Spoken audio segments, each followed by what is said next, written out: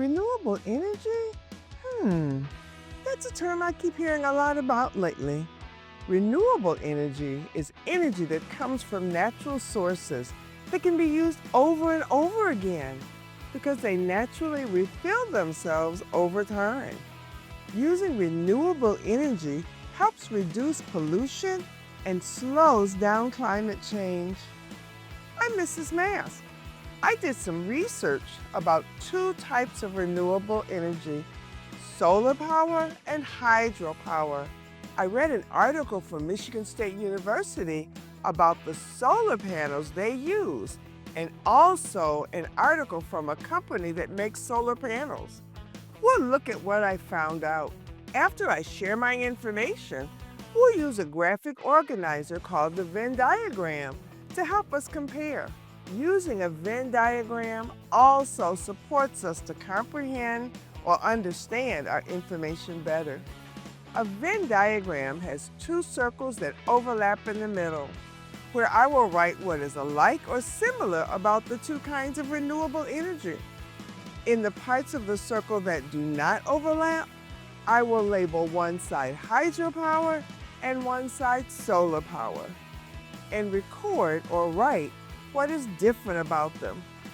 Let's take a look at the three specific areas I focused on when researching hydropower and solar power. You will see that listed on the Venn diagram, which makes it easier to compare. The three things I looked at were reliability.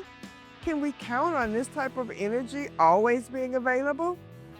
Environmental impact. Is there a cost to the environment? In other words, can this type of energy do harm to the earth? And growth potential.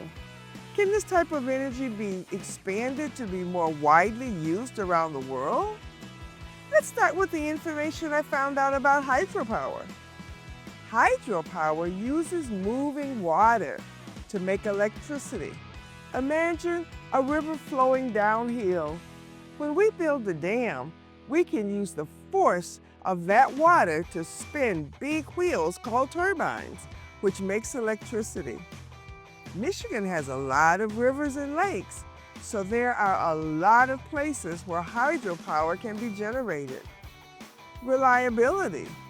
Hydropower is very reliable.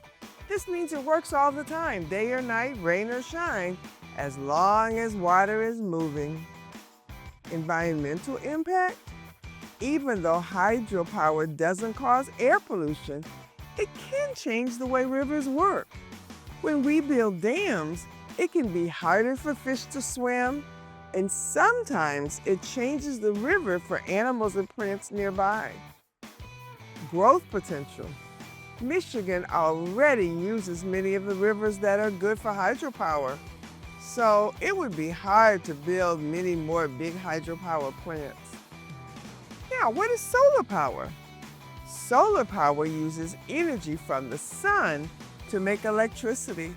Solar panels are big, flat boards made of special materials that collect sunlight and turn it into power. We can put solar panels on rooftops or in open spaces like fields. Reliability? Solar power depends on the sun, so it doesn't work at night and makes less power on cloudy days. In Michigan, it's not sunny every day of the year, so solar panels are unable to always work well. Environmental impact. Solar power is gentle on the environment. The panels don't cause any pollution, and they don't change rivers or habitats. Once installed, they just sit there quietly and collect sunlight. Growth potential. There is a lot of room to add more solar power in Michigan. It's getting cheaper to make and install solar panels, and we have a lot of rooftops and open land that can hold solar panels. Now that we've reviewed reliability, environmental impact, and growth potential for both hydropower and solar power, we're ready to compare them side by side with our Venn diagram. First, let's start with the main difference between the two types of energy. which is right in their names. Let's move on to reliability. Now, environmental impact. They are alike in two ways under this category.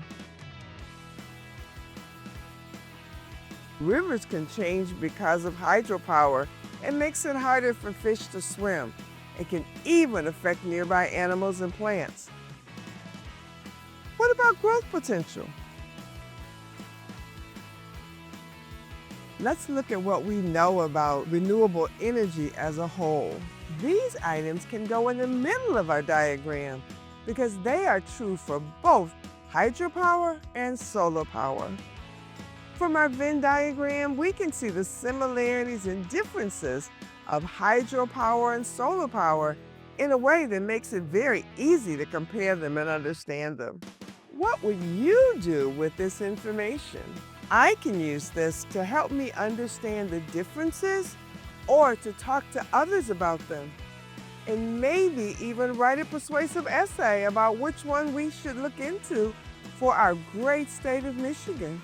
Next time you're learning about and doing research on two different concepts, try using a Venn diagram to help you better understand them. Thank you for joining us. If you want more fun ways to practice literacy skills, don't forget to subscribe to the Michigan Learning Channel. And be sure to check the description below for links to activity guides, resources, and more.